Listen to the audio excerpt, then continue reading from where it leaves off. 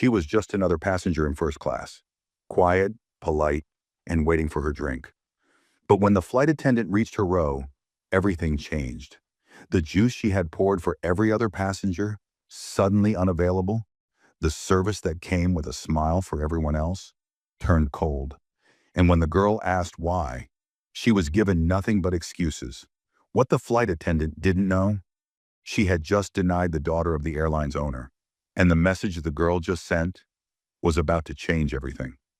Before we start the story, comment below where in the world you are watching from today. And if you enjoy stories like this, don't forget to like, subscribe, and turn on notifications for more. The cabin buzzed with the soft hum of passengers settling into their seats, adjusting their bags, and flipping through in-flight magazines. The scent of fresh coffee and airline meals drifted through the air as the flight attendants moved efficiently down the aisles. Among them was Ms. Keaton, a senior flight attendant known for her strict demeanor. She carried herself with an air of authority, making sure everything ran exactly as she liked it. Her uniform was spotless, her posture rigid, and her eyes sharp as they scanned the first-class cabin. Near the window, a teenage girl, Zahara, sat quietly, her seatbelt fastened, her hands resting on her lap. She had boarded the flight alone, something she had done many times before, but this time felt different. There was an excitement in her chest, knowing she would soon reach her destination, where her father Idris was waiting. She wore a simple sweater and jeans. Nothing flashy, nothing that would draw attention. She wasn't the type to cause trouble, and she wasn't looking for any. A few minutes after takeoff, the flight attendants began their service. Ms. Keaton moved through the rows with practiced efficiency, greeting passengers with polite smiles and offering drinks from the silver tray in her hands. She poured fresh orange juice into a tall glass for the businessman in seat 1A, handed a sparkling water to the woman in 1B, and filled a crystal-clear goblet with apple juice for the man across the aisle. When she reached Zahara's seat, her smile faded slightly, her eyes flicking over her. There was a brief pause, so quick that most wouldn't have noticed, but Zahara did. "Can I have some orange juice, please?" Zahara asked, her voice polite. Ms. Keaton barely glanced at her as she straightened the tray in her hands. "We're only serving water right now," she replied curtly, before turning to the next passenger. Zahara blinked, confused. She had just watched the same woman pour 3 different types of juice for the passengers in front of her. She looked down at her tray table, where a glass of water had been placed without asking. Something felt off, but she brushed it aside. Maybe juice service would come later. A few minutes passed, and Ms. Keaton continued serving drinks, her tone light and friendly as she chatted with other passengers. Zahara watched as another flight attendant, a younger woman named Elise, came down the aisle holding a new tray. This one was filled with more juice options, pineapple, cranberry, and even a fancy fruit blend for those who requested it. One by one, the passengers around her received their drinks, the glasses clinking softly as they were placed on trays. Zahara waited. When Miss Keaton passed by again, Zahara tried once more, this time with a small smile. "Excuse me, could I have some juice now?" Miss Keaton stopped, turning back with an impatient look. "Like I said, we're only serving water for now." Zahara's stomach twisted. She wasn't the type to argue, but she wasn't imagining things. The man sitting 2 seats away had just received a glass of pineapple juice. The woman across the aisle was stirring ice cubes in a tall glass of apple juice. Zahara swallowed, keeping her voice steady. "I just saw you give juice to them." Miss Keaton's eyes narrowed slightly. Her fingers tightened around the tray, but her expression didn't change. "Look, young lady, I don't have time to go back and forth. We have limited supplies, and juice is reserved for first-class passengers." The words were sharp, but it wasn't just what she said, it was how she said it. The condescending tone, the dismissive glance, the way she looked at Zahara like she was a problem that needed to be handled quickly. The man across the aisle shifted in his seat, glancing toward them before looking away, pretending not to notice. The woman near the front took a sudden interest in the safety pamphlet she had ignored earlier. Elise, who had been serving drinks nearby, hesitated mid-step, her brows drawing together, but she said nothing. Zahara felt her face grow warm, not just with confusion, but something else. It wasn't just about the juice anymore. It was about the fact that she had been the only one refused. that this woman had looked at her and, without asking questions, had decided she wasn't supposed to be here. She took a deep breath and picked up her phone, typing a quick message. "Dad, the flight attendant is refusing to serve me juice.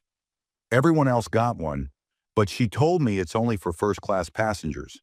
She pressed send, then locked the screen, her fingers tightening slightly around the edges of her phone. Ms. Keaton turned, walking back toward the galley without a second glance. She had no idea that the message Zahara just sent would change everything. Zahara placed her phone on her lap, her fingers gripping the edge of her tray table.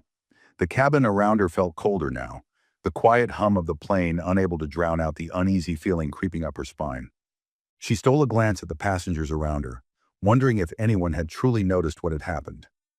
The businessman across the aisle adjusted his tie, pretending to focus on his laptop screen. The woman near the front sipped her drink slowly, eyes glued to the in-flight magazine. Nobody wanted to acknowledge it. They had seen it, but silence was easier. A soft vibration in her lap caught her attention. Her father, Idris, had replied. "What do you mean she refused?" "Did she say why?" Zahara hesitated before typing back. "She acted like I don't belong in first class. She said the juice is for first-class passengers only, but she gave it to everyone else."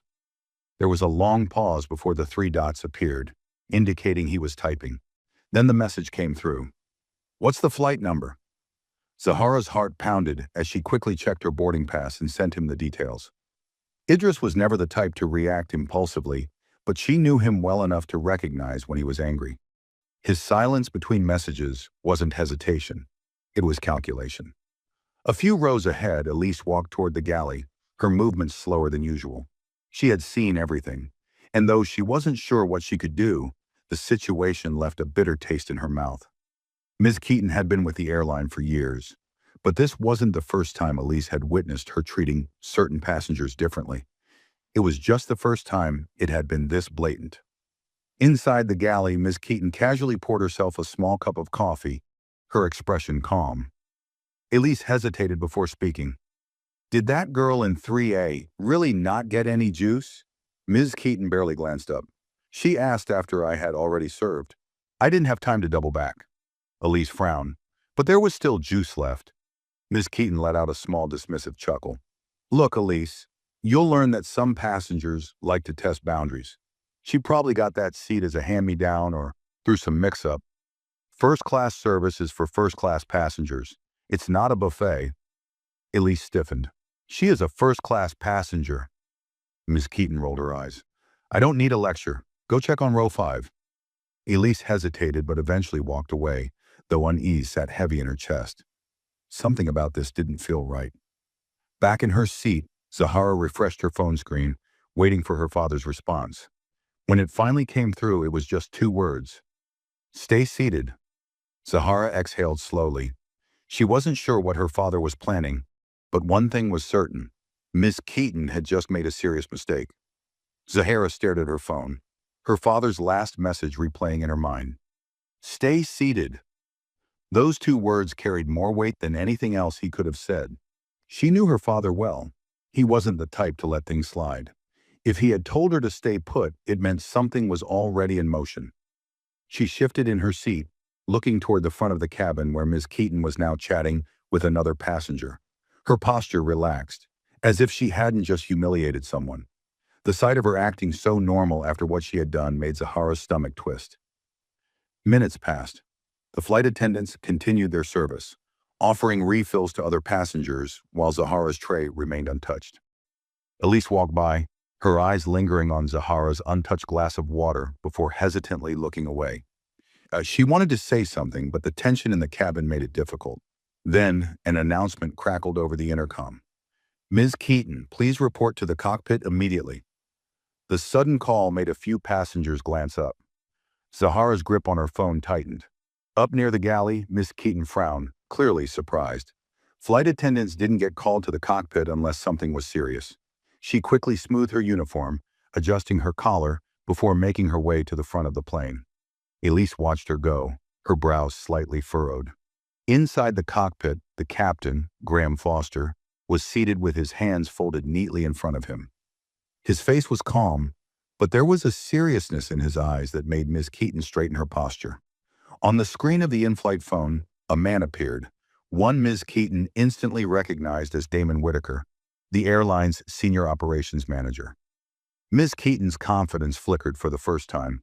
She had only spoken to Damon once before, and it wasn't under casual circumstances. The man's voice was crisp and direct. "Ms. Keaton, we have received a complaint regarding your in-flight service. A first-class passenger was denied a standard beverage request. Can you explain why?" Ms. Keaton stiffened, but she quickly forced a smile. "I assure you, sir, there was no refusal. We have a limited supply of beverages, and I simply hadn't gotten to her request yet." Damon's expression didn't change.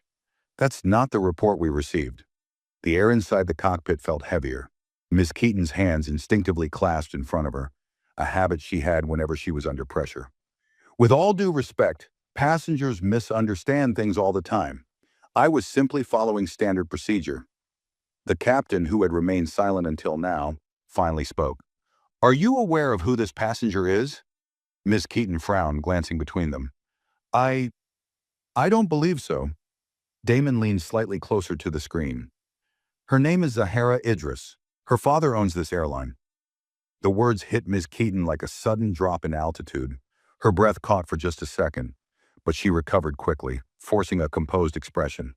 No excuses." Damon's voice was sharp now. "You will return to your station immediately, provide the service that was requested, and issue an apology in front of the passengers." Ms. Keaton swallowed. This wasn't just an order. It was a warning. She nodded stiffly. "Understood." As she turned to leave the cockpit, her pulse pounded in her ears. She had spent years controlling passengers, ensuring they followed the rules of her cabin. But now, for the first time, she was the one being ordered to fix her mistake. And she had no idea what was waiting for her when she stepped back into the aisle. Ms. Keaton stepped out of the cockpit, her breath uneven as she forced herself to walk calmly back toward the first-class cabin. Her usual confidence felt shaken, replaced by a quiet panic clawing at her chest. She had handled difficult passengers before, but this wasn't just any passenger. This was the daughter of the man who controlled the entire airline. As she entered the aisle, she could feel the weight of passengers' eyes on her. Did they know? Had word already spread? Her face burned at the thought. She quickly straightened her uniform, smoothing her hands over the fabric as she neared Zahara's seat. Zahara, however, hadn't moved. She sat comfortably, her expression unreadable, her fingers resting lightly on her phone. Unlike Miss Keaton, she wasn't nervous. She wasn't unsettled.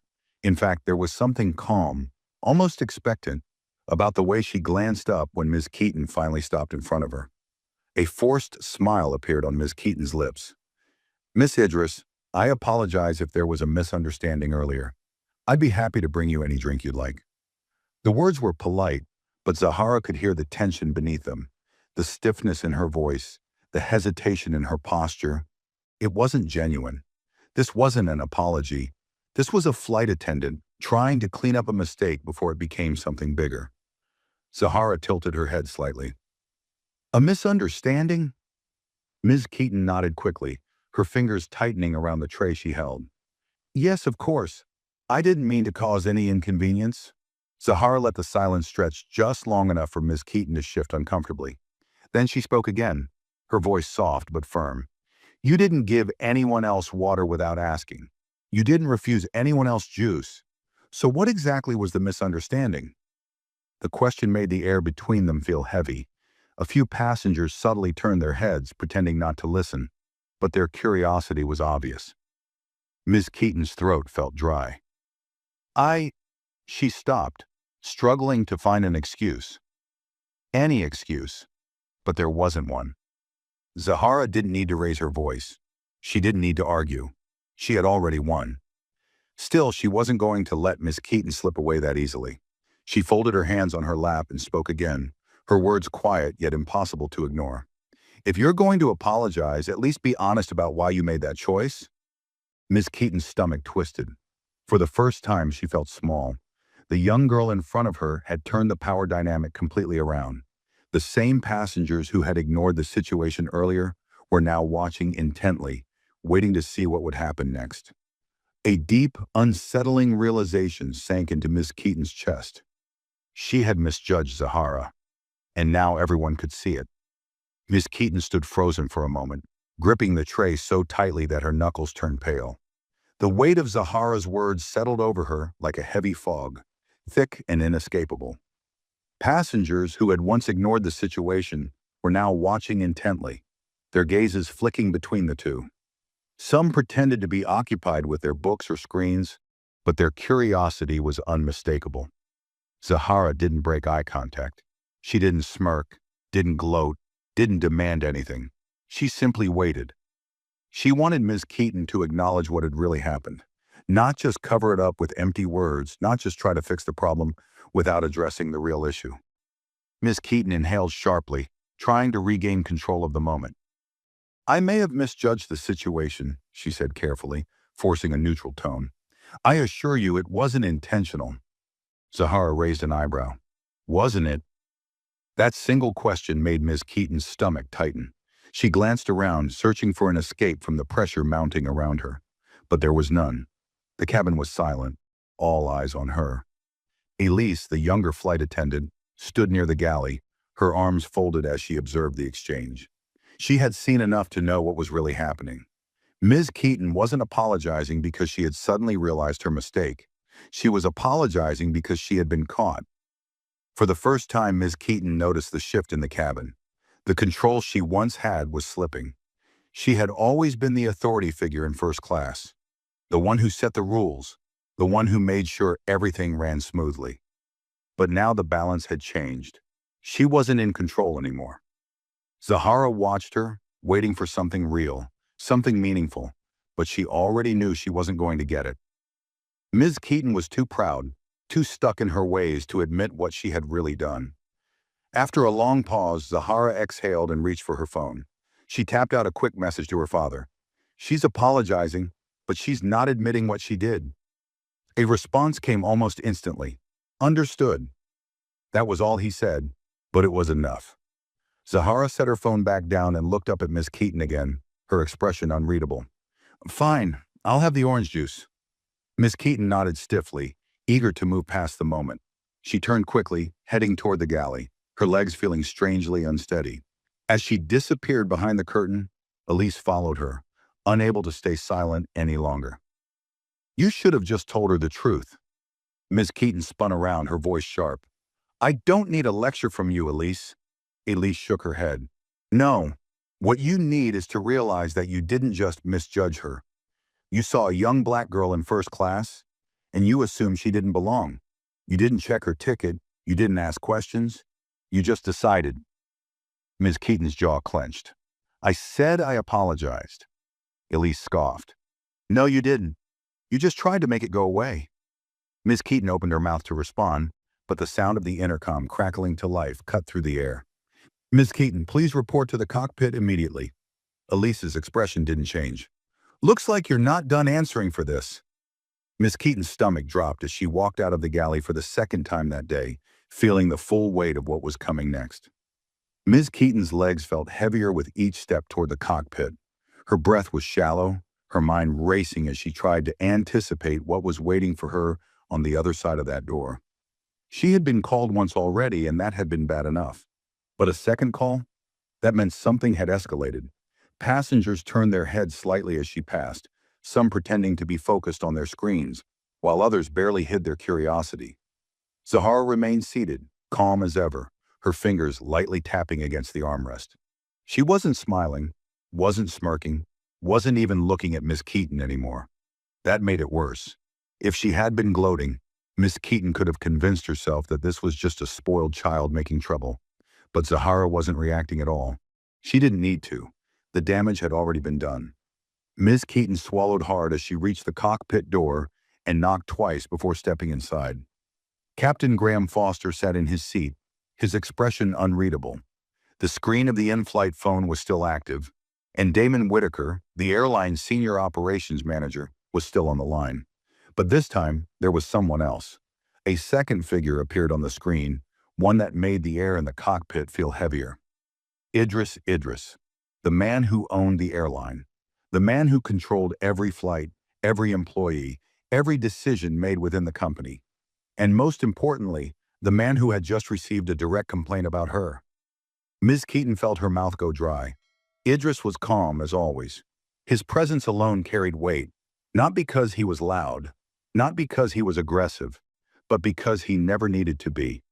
Even through a screen, his voice was controlled, steady, and cold. "Ms. Keaton," he said evenly, "do you understand why you're here?" Ms. Keaton's pulse pounded in her ears. She clasped her hands together and forced herself to stay composed. "Sir, I assure you, there was a misunderstanding. The passenger—" "My daughter," Idris corrected, his voice sharp as a blade. Ms. Keaton's heart skipped. "Your daughter," she corrected quickly, "was never intentionally denied service. There was a timing issue." "I don't believe that." The way he said it left no room for argument. "We have received multiple accounts from both passengers and staff regarding your behavior," Damon added, his tone just as unforgiving. "You were given an opportunity to correct your mistake.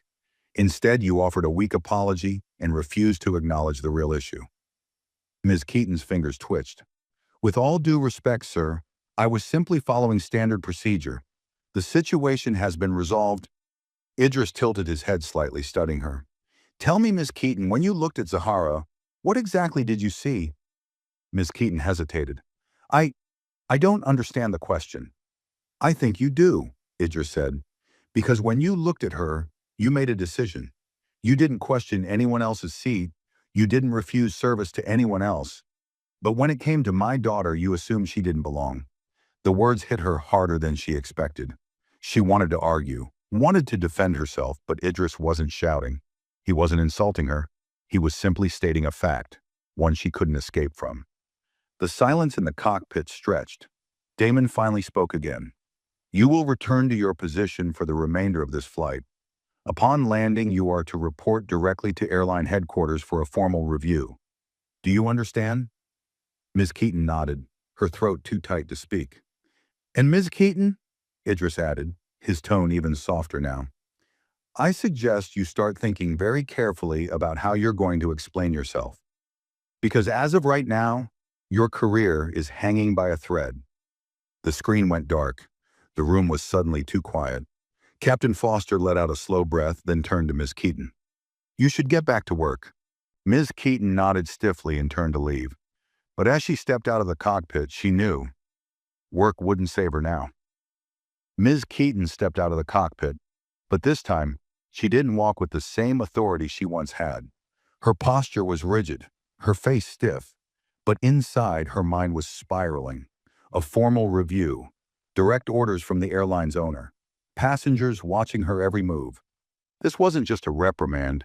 This was the beginning of something much worse. As she made her way back to the first-class cabin, the weight of the situation settled over her like a storm cloud. She had always taken pride in her ability to stay in control, to keep order in the cabin, to make decisions without question. But now she had lost control.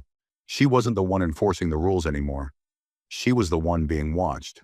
When she reached Zahara's seat, she hesitated for a fraction of a second before crouching slightly to meet her at eye level. "Miss Idris," she said, forcing her voice to stay neutral, "here is your orange juice." Zahara looked at the glass in front of her, then slowly back up at Miss Keaton. Her face didn't show much emotion, but the pause before she responded made Ms. Keaton's skin prickle with discomfort. "You seem nervous," Zahara said, her voice quiet. Ms. Keaton's fingers tightened around the tray she was holding. "I just want to ensure you receive the service you are entitled to," she replied. Zahara didn't take the glass immediately. Instead, she tilted her head slightly. "Why now?" Ms. Keaton blinked. "Excuse me. You had juice before," Zahara continued, her tone steady. "You had plenty. You poured it for everyone else. You skipped me on purpose. And when I asked, you lied. And now, suddenly, you're bringing me what I asked for. Why?" The question made Ms. Keaton's stomach twist. She had been hoping that simply delivering the drink would make the moment pass quickly, that Zahara would take it and move on. But the girl wasn't letting her off that easy. Passengers around them were listening now, eyes flickering toward the interaction. A businessman 2 seats away shifted slightly, stealing a glance from behind his laptop. Elise, who had been refilling drinks a few rows back, stopped what she was doing and turned slightly toward them, watching.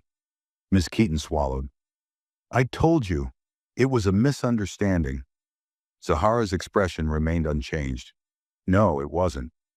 The silence stretched between them. Zahara finally reached for the glass, but before she lifted it, she spoke one last time. You made a choice. Ms. Keaton felt her throat tighten. She had spent years enforcing policies, deciding who got what, who was worth extra effort and who wasn't. She had done it without thinking, but this time, she had been caught, and now there was no escaping it. Zahara took a slow sip of her juice, then placed the glass down with a quiet clink. She didn't need to say anything else. The silence was enough. Miss Keaton stood up stiffly and turned away, making her way back to the galley. But as she walked, she felt something she had never felt before. She wasn't in charge anymore, and everyone knew it. Miss Keaton's steps were quick and stiff as she walked back toward the galley, her hands clenched at her sides. The moment she passed through the curtain, she exhaled sharply, gripping the counter for support. The pressure in her chest felt suffocating. She had been humiliated in front of the entire first-class cabin by a teenager. Elise stood at the other end of the galley watching her carefully. She had seen Ms. Keaton handle plenty of difficult passengers before, but never like this. Never with this kind of tension, this kind of weight pressing down on her. Rough moment? Elise asked, her voice unreadable. Ms. Keaton shot her a sharp look. Not now, Elise. Elise shrugged but didn't move. You know, she didn't even have to raise her voice, she said. That's what's really bothering you, isn't it? Ms. Keaton let out a dry laugh, though there was no humor in it. I don't need a lecture from you. No, I don't think you need a lecture, Elise replied, crossing her arms. I think you need to realize that the way you've been treating people, it finally caught up with you. Ms. Keaton's jaw tightened. I treated her the same way I would have treated anyone. Elise raised an eyebrow. Really? Then why did you only refuse service to her? The words hit deeper than Miss Keaton expected. For a moment, she considered snapping back with a sharp response. Something to end the conversation, to shut Elise down. But nothing came. Because deep down, she knew Elise was right. Ms. Keaton turned away, pretending to adjust a stack of cups. Her mind raced, searching for something, anything, that would make this feel less like her fault. But she couldn't find it. Her reflection in the metal panel of the galley cabinet stared back at her, and for the first time, she saw herself from the outside. A flight attendant who had spent years believing she was untouchable. A woman who had made assumptions about passengers without thinking twice. And now she was the one under scrutiny. A chime from the in-flight phone made both women turn their heads. Ms. Keaton hesitated before reaching for it. This is Ms. Keaton. The voice on the other end was calm but firm. Ms. Keaton, this is Captain Foster. Just letting you know we've received additional instructions from ground control regarding your status after landing. You are to remain on board until further notice. Ms. Keaton's stomach turned. Remain on board? That's correct, the captain confirmed. Security will be waiting at the gate. You'll be escorted for a formal meeting with airline management. The line clicked off. Elise let out a slow breath. Well, she muttered, that's not good. Ms. Keaton's grip on the phone tightened, but she didn't say a word. There was nothing left to say. Because for the first time in her entire career, she wasn't sure if she'd still have a job by the time this flight landed. Ms. Keaton placed the phone back on the hook, but her fingers trembled slightly as she let go. The air in the galley felt stifling, as if the walls had closed in on her. Security, formal meeting, ground control. The words echoed in her mind like a warning siren. She had spent years ensuring passengers followed the rules, making sure things were done her way. But now she was the one under orders. She was the one being watched, scrutinized, judged. And the worst part? She had no control over what happened next. Elise was still standing nearby, pretending to wipe down the counter, but it was clear she was waiting for a reaction. She wasn't gloating, but there was something knowing in her expression, something that told Miss Keaton she had seen this coming long before today. Ms. Keaton let out a slow, controlled breath and straightened her uniform. I need to finish my shift, she muttered, mostly to herself. Elise scoffed. You think handing out a few more drinks is going to change anything? Ms. Keaton ignored her and stepped back into the first-class cabin. But this time, everything felt different. The moment she entered the aisle, she felt it. The shift. Passengers weren't just watching her, they were judging her. She could feel their eyes tracking her every move, quiet whispers passing between them. She had never minded being the center of attention before. She had always been the one in charge, the one who set the tone of the cabin. But now the power dynamic had flipped. For the first time, she was the outsider. She moved stiffly, forcing a polite smile as she adjusted a tray on a passenger's table. The man barely nodded at her, his expression unreadable. Across the aisle, a woman in a gray blazer glanced at her, then looked away just as quickly. Zahara was still in her seat, scrolling through her phone, her face calm. She hadn't said a word since their last exchange, but she didn't need to. She had already done enough. Ms. Keaton took another step forward when she heard it. A whisper. It came from behind her, barely above the hum of the plane. "That's the one." The word sent a cold chill down her spine. She didn't turn around, didn't react. But she knew. People were talking. The story had already started spreading. Passengers had seen what happened, and now they were sharing it. Quietly, subtly. But it was happening. Ms. Keaton had always believed she was untouchable, that no matter how she handled a situation, the airline would back her. But now she wasn't so sure. She swallowed the knot in her throat and kept walking, pretending not to hear the whispers, pretending not to feel the stares burning into her back. But no matter how much she tried to ignore it, one thought kept creeping back into her mind. This wasn't going away, and with every passing minute, it was only getting worse. Ms. Keaton moved robotically through the aisle, forcing herself to continue the routine of service, but everything felt off. Her hands weren't as steady, her voice wasn't as firm, and the forced politeness in her tone no longer held the same weight. The passengers could feel it too, the shift in power, the uncomfortable energy lingering in the air. A businessman in seat 2C cleared his throat as she passed, his eyes flicking towards Zahara before settling on Ms. Keaton. "Not your best moment, was it?" he muttered under his breath. Ms. Keaton stiffened, her fingers tightening around the tray she was holding. She didn't respond. She couldn't. She quickly turned toward another passenger, an older woman in seat 4A, and forced a smile. "Can I offer you anything else, ma'am?" The woman barely looked up from her book. "Just water, please." Miss Keaton reached for a bottle, but as she placed it on the tray table, the woman spoke again, softly without looking at her. "I saw what happened." The words sent a fresh wave of unease through Ms. Keaton's chest. She swallowed hard. "Excuse me," she said, keeping her voice neutral. The woman finally met her gaze, her expression unreadable. "I've been flying first class for years. I know how things work. I know who gets treated a certain way and who doesn't." She paused as if considering whether or not to say more.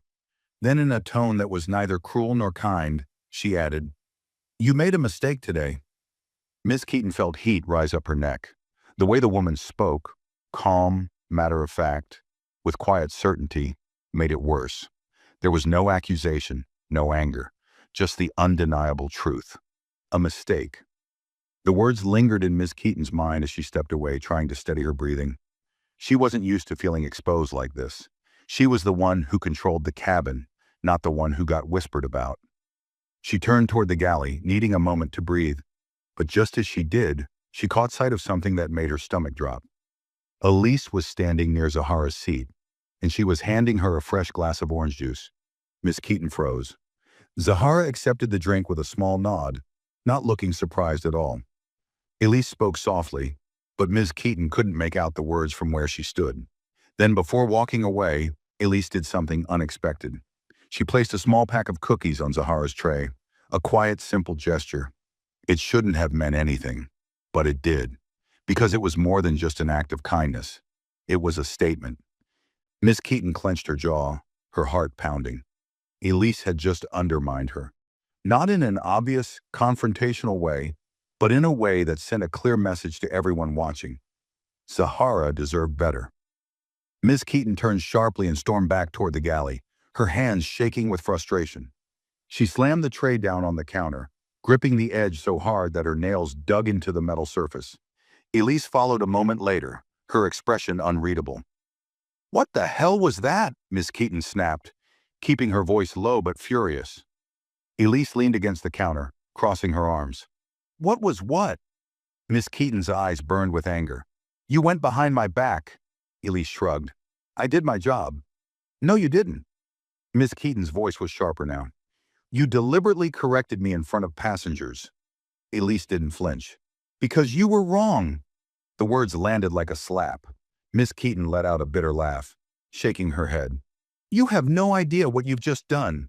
Elise tilted her head slightly. "Oh, I think I do." Miss Keaton narrowed her eyes. "You think this makes you a hero?" Elise sighed, her voice quieter now. "Number. But I think for the first time, someone held you accountable, and you don't know how to handle it." Miss Keaton stared at her, breathing heavily. She had spent years in control, years making decisions without question. But now everything was slipping away. And Elise was right. She didn't know how to handle it. She didn't know what to do. For the first time in her career, she was powerless. Ms. Keaton stood frozen in the galley, her hands gripping the counter as Elise's words echoed in her mind. For the first time, someone held you accountable, and you don't know how to handle it. It wasn't the words themselves that stung. It was the fact that they were true. Her entire career, she had been the one in control. The one who dictated the rules, who decided which passengers deserved courtesy and which ones didn't. She had built her authority on that unshakable confidence, on the belief that she knew best. But now, for the first time, she had been forced to answer for something she had done, and she hated it. Elise, still standing across from her, watched her carefully. There was no gloating, no satisfaction in her expression, just a quiet understanding, as if she had been waiting for this moment to happen for a long time. Ms. Keaton inhaled sharply, straightening her shoulders. "You think I'm the villain here, don't you?" Elise didn't react right away. She seemed to consider the question before responding. "I think you made a decision without thinking about what it really meant. And now, you don't like that you're facing the consequences." Ms. Keaton let out a dry, humorless laugh. "Consequences?" She shook her head. "Over a glass of juice." Elise's eyes darkened slightly. "It was never about the juice, and you know it." Silence stretched between them. Ms. Keaton wanted to argue, wanted to shift the blame, wanted to find any excuse that would make this not her fault. But she couldn't, because deep down, she knew exactly what she had done, and now everyone else did too. She turned away from Elise, needing a moment to compose herself. But just as she was about to grab a fresh tray and distract herself with work, the intercom crackled to life. "Ladies and gentlemen, this is your captain speaking. We are beginning our descent and will be landing shortly. Please ensure your seatbelts are fastened and tray tables are in their upright positions." A slow, cold dread settled in Ms. Keaton's stomach. Landing. The flight would be over soon, and the moment the doors opened, she knew what would be waiting for her. Security, a formal meeting, a panel of executives who would be expecting an explanation. An explanation she didn't have. Her hands felt clammy as she reached for a water bottle, unscrewing the cap with slightly unsteady fingers. Elise watched her, then let out a quiet sigh. "You should start thinking about what you're going to say." Ms. Keaton scoffed, though the sound was weaker than she intended. "And what would you suggest?" Elise shrugged. "I don't know. Maybe the truth." Ms. Keaton's jaw tightened. She took a long sip of water, avoiding Elise's gaze. The truth. Could she even say it out loud? That she had looked at Zahara and made a judgment before she had even spoken? That she had assumed in an instant that the girl didn't belong in first class? That she had treated her differently not because of a mistake, but because of a choice? The thought made her chest tighten. She wasn't ready for that. She wasn't sure she'd ever be ready for that. A ding from the overhead speakers signaled the final descent. Ms. Keaton inhaled sharply and turned to adjust the supplies one last time, as if carrying out her usual duties would somehow make this flight end differently. But no matter how much she tried to delay the inevitable, one thing was clear. She had run the cabin for years, but now someone else was running her fate, and there was nothing she could do to stop it. The plane dipped slightly as it began its descent, the engines humming steadily as the runway came into view. A quiet murmur spread through the cabin as passengers adjusted their seatbelts, tucked away their belongings, and prepared for landing. To most, this was just another routine flight coming to an end. But for Ms. Keaton, this landing felt like a countdown to something she wasn't ready to face. She kept her movements controlled, her expression neutral, as she moved through the first-class cabin, checking passengers' seatbelts and tray tables. It was an automatic task, one she had done hundreds of times before. But this time, every step felt heavier. Every glance from a passenger felt like a silent judgment. She stopped near Zahara's row. The girl was calm, her seatbelt already fastened, her phone resting in her hand as she absent-mindedly scrolled through messages. She didn't look up. She didn't need to. Because for the first time, Ms. Keaton was the one waiting to be acknowledged. The shift in power was suffocating. She cleared her throat, trying to make her voice sound as normal as possible. "Miss Idris, are you comfortable for landing?" Zahara finally looked up. There was no hostility in her gaze, no outward sign of anger, just a quiet certainty, a confidence that made Ms. Keaton feel small in a way she never had before. "I'm fine," Zahara said simply. Then after a pause, she added, "Are you?" The question made Ms. Keaton's breath catch for just a second. Was she? She forced a stiff nod. "Of course." Zahara held her gaze for a moment longer before returning to her phone, dismissing her without another word. That dismissal cut deeper than an insult ever could. Ms. Keaton turned quickly and walked toward the front of the cabin, her heart pounding harder with every second. She wanted to get through landing, wanted to step off this plane and disappear before things got any worse. But deep down, she knew that wasn't an option. This wasn't just about Zahara anymore. It was bigger than that. Passengers had witnessed everything. The whispers had already started. People had seen the way she treated Zahara, the way she had avoided responsibility, the way she had been forced into an apology she didn't want to give. And soon word would spread beyond this cabin.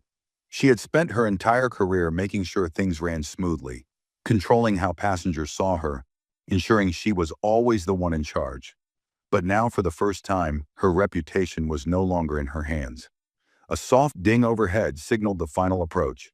The plane tilted slightly as it lined up with the runway, and Ms. Keaton reached for the intercom, her fingers trembling slightly as she made the final announcement. "Ladies and gentlemen, we will be landing shortly. Please remain seated with your seatbelts fastened until we arrive at the gate." Her voice was steady, but inside she felt like she was unraveling. She placed the intercom back onto its holder and turned toward the galley, needing a moment to breathe. But before she could take a step, the in-flight phone buzzed again. She hesitated. She already knew who it was before she even picked up. Slowly, she reached for the receiver. "This is Ms. Keaton." A pause, then a deep, controlled voice came through the line. "This is Idris." A sharp, ice-cold chill spread through her chest. She had spoken to executives before. She had even handled difficult complaints from high-status passengers, but never directly from the owner of the airline. Her throat was dry. "Yes, sir."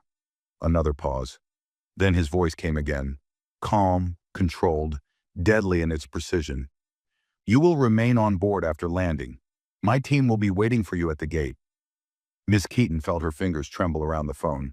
"Sir, this is not up for discussion." The line clicked off. For the first time in her career, she wasn't just facing a passenger complaint. She was facing something much worse.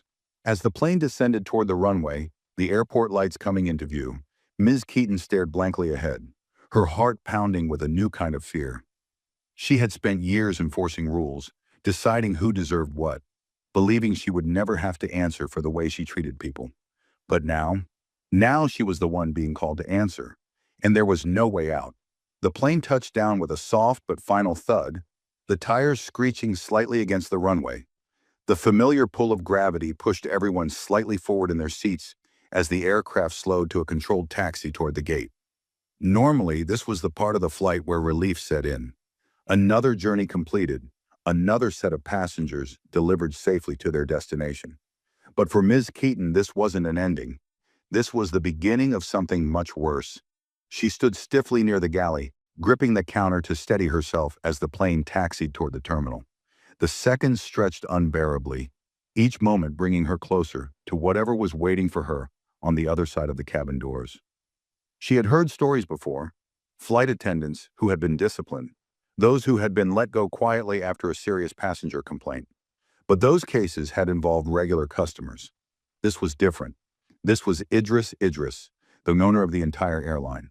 And Zahara wasn't just another passenger. She was his daughter.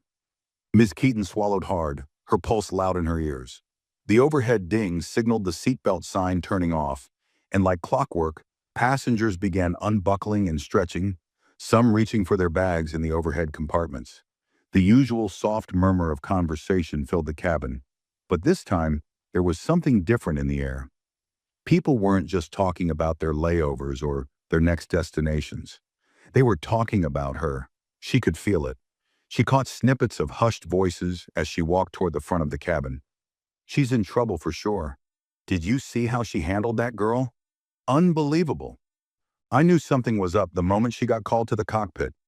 Ms. Keaton forced her expression to remain neutral, her hands locked together tightly in front of her. She wouldn't let them see her panic. But it wasn't just the whispers. The looks were worse. Passengers stole glances at her, some brief, some lingering, but all of them carrying the same unspoken message. They knew. She turned slightly, her gaze landing on Zahara. The girl was still seated, calm, composed, completely unbothered by the chaos around her. She had made no effort to rush off the plane, no attempt to blend into the crowd. She was waiting. Waiting for exactly what, Miss Keaton didn't know. And that terrified her. A loud knock from outside the aircraft made her jump slightly. She turned her head just in time to see the jet bridge connecting to the cabin door. The sound of the latch unlocking sent another wave of unease crawling up her spine. The doors opened, and the usual first-class passengers were expected to disembark first. Some moved quickly, eager to get on with their travels, while others lingered just a little longer than necessary, just long enough to steal a final look at Ms. Keaton before stepping off the plane. She turned away, feeling a prickle of heat on her neck. Then just as she was about to move toward the front, a uniformed security officer stepped onto the plane. A hush settled over the passengers still inside the cabin. The officer, a tall man with a broad frame, scanned the area before his gaze settled on her. "Ms. Keaton?" Her entire body stiffened. The moment she had been dreading was here. She nodded quickly, struggling to keep her voice steady. "Yes?" The officer's tone remained professional, but firm. "I'm going to need you to come with me." Passengers still seated in first class stopped moving. Conversations went silent. Even the air inside the cabin felt thicker, heavier. For years, Ms. Keaton had been the one with authority. She had been the one calling the shots, deciding how passengers were treated, making the rules as she saw fit. But now she was the one being escorted off the plane. She tried to keep her steps measured, her back straight, her expression unreadable as she walked toward the exit. But she felt the weight of every pair of eyes on her. As she passed Zahara's row, she didn't look at her. But she knew the girl was watching. She could feel it. For the first time in her career, Miss Keaton wasn't just stepping off a plane. She was walking straight into the consequences of her own actions. Ms. Keaton stepped onto the jet bridge, the cool air hitting her skin as she followed the security officer in the stiff, controlled movements. The familiar hum of the airport surrounded her, the distant chatter of passengers, the occasional announcement over the intercom. But everything felt muted, distant. Her mind raced as she tried to prepare herself for what was coming. A formal meeting, a panel of executives. Idris. She had never met the man in person, only seen his name in company-wide emails or heard about him in conversations among senior staff. He was known for running his airline with precision, for making sure every detail, every employee, every rule was followed to perfection. And she had just mistreated his daughter. She clenched her jaw, trying to keep her panic from surfacing. There had to be a way to fix this. Maybe she could argue that Zahara had exaggerated, that the passengers had misunderstood. Maybe she could frame it as a simple service mistake rather than intentional discrimination. But deep down, she knew none of that would work. This wasn't just about Zahara anymore. This was about everyone who had watched it happen. Passengers had seen it. Elise had seen it. The whispers had already started. And once a reputation like this started spreading, it never stopped. The security officer led her through a private corridor, away from the usual passenger exits. The hallway was eerily quiet. the fluorescent lights above flickering slightly as they walked. The further they went, the heavier Miss Keaton's footsteps felt. Finally, they reached a large conference room with glass walls. Inside, she saw 4 executives seated at a long table. One of them was Damon Whitaker, the senior operations manager she had spoken to earlier. His expression was unreadable, but the way his fingers tapped against the table suggested impatience. And at the head of the table, seated with his hands folded neatly in front of him, was Idris Idris. Miss Keaton felt her stomach tighten. The security officer gestured toward the door. "You can go in now." Her mouth was dry as she stepped inside. The door shut behind her with a soft but final click. For a moment, no one spoke. The silence was suffocating. Then Idris lifted his gaze to meet hers. His expression was unreadable, calm, controlled, but dangerous in its stillness. Finally, he spoke. "Sit."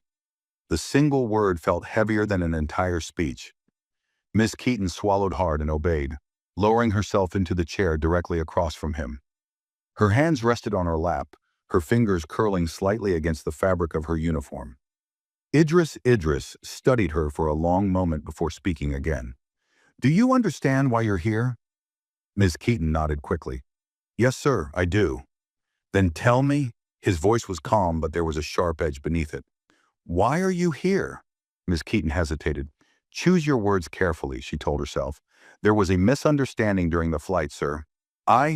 No." The interruption was sharp, immediate. Her pulse quickened. Idris leaned slightly forward, his eyes locked onto hers. "You are not here because of a misunderstanding, Ms. Keaton. You are here because of a choice you made." She opened her mouth to respond, but no words came out. Because he was right. He let the silence stretch, giving her a moment to absorb the weight of what he had just said. Then he continued. "You looked at my daughter. You saw her sitting in first class, and you made an assumption." His tone didn't rise, didn't waver. "You decided without checking her ticket, without speaking to her, that she didn't belong. And because of that decision, you treated her differently than every other passenger in that cabin." The room felt unbearably small. Damon Whitaker shifted slightly in his seat, flipping through a stack of papers. "We have statements from multiple passengers, including staff.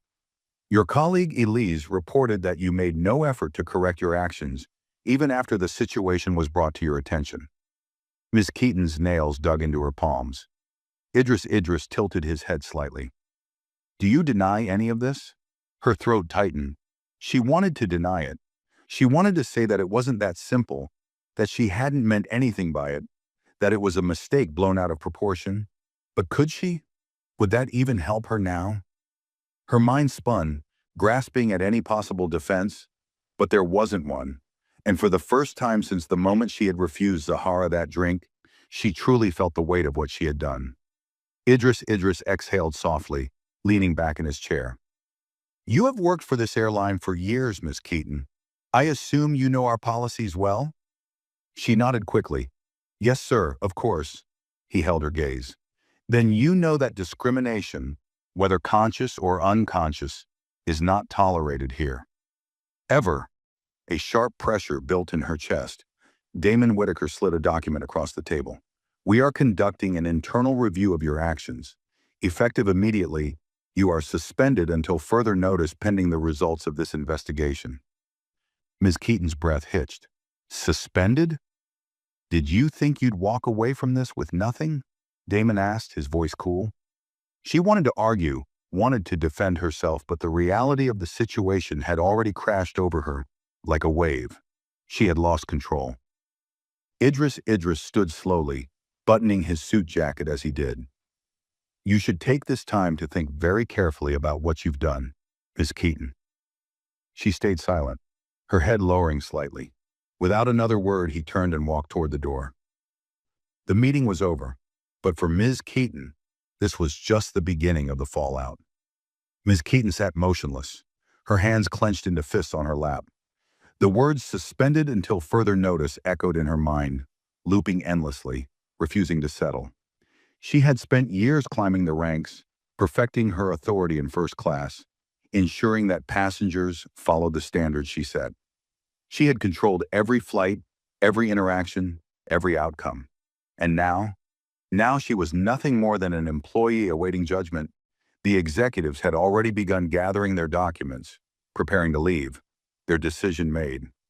Damon Whitaker was flipping through a set of files, making quiet notes with a pen.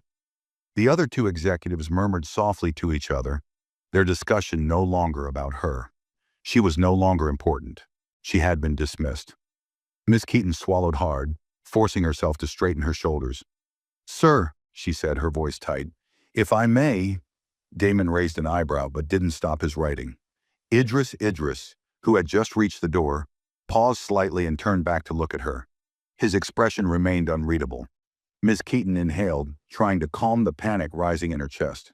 "I understand that my actions today were seen as unacceptable, but I have been a loyal employee of this airline for years. I've upheld every protocol, every standard. I've given everything to this company." She hesitated, her throat tightening.